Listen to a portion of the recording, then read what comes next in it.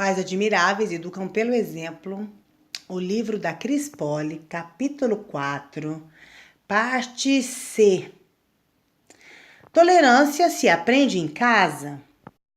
Como vimos no início deste capítulo, a paciência anda de braços dados com a tolerância e que, por sua vez, está atrelada a relacionamentos. Uma triste constatação de nossos tempos é que as pessoas não se toleram mais, porque tolerar significa aceitar o outro com as diferenças e os defeitos para aí sim conviver com ele. Onde está essa tolerância nos dias de hoje?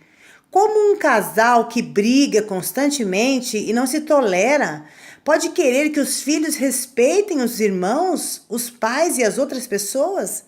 Uma demonstração estatística de que a sociedade está muito intolerante são os índices de divórcio. Se o cônjuge não satisfaz seus desejos, ele é trocado. Isso está relacionado com o ego, literalmente com o egoísmo. A era em que vivemos leva as pessoas ao individualismo e ao egocentrismo. Só que a paciência e a tolerância têm a ver com o próximo. E é importante sempre lembrar do maior mandamento de Deus. Ame o Senhor, o seu Deus, de todo o seu coração, de toda a sua alma e de todo o seu entendimento. Este é o primeiro e maior mandamento. E o segundo, semelhante a este, é: ame o seu próximo como a si mesmo. Mateus 22, 37 a 39.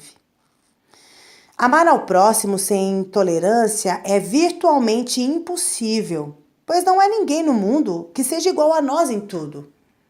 Por um lado, somos levados a nos perguntar por que temos de tolerar e negociar com o próximo se podemos nos comunicar com alguém que tem o mesmo gosto que o nosso.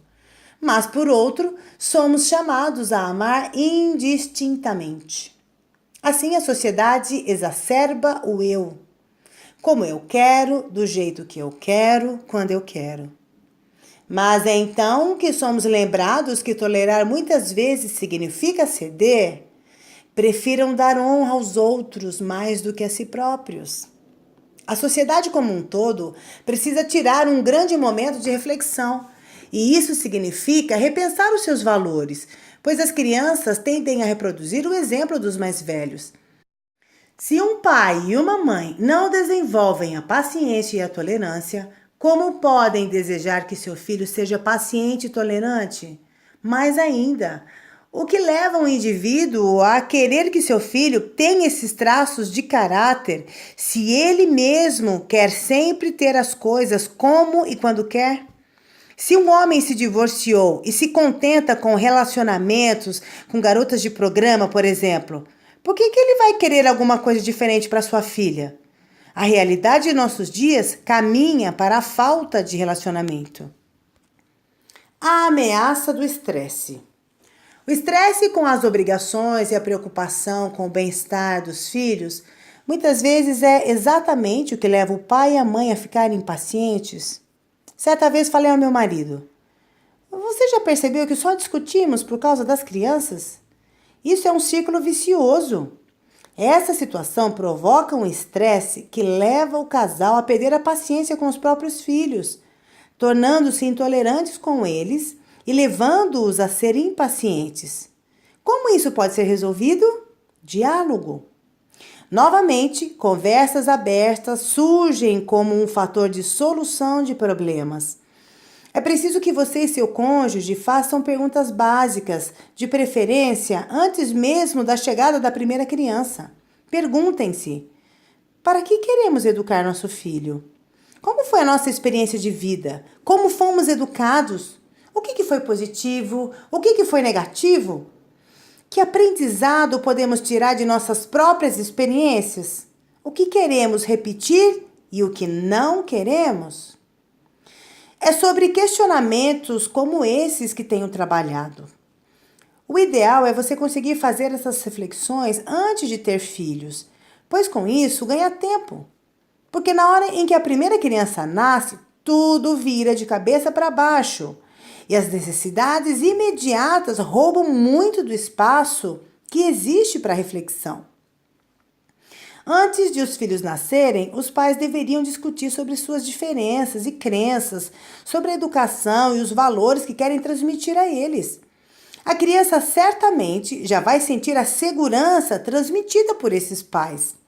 Claro, isso não garante que a vida do casal será um mar de rosas e que não possa ter as suas diferenças, mas vai evitar que entrem em conflito até que bata a boca na frente das crianças. Um dos maiores inimigos do diálogo é o estresse. O casal precisa ficar muito atento a esse mal.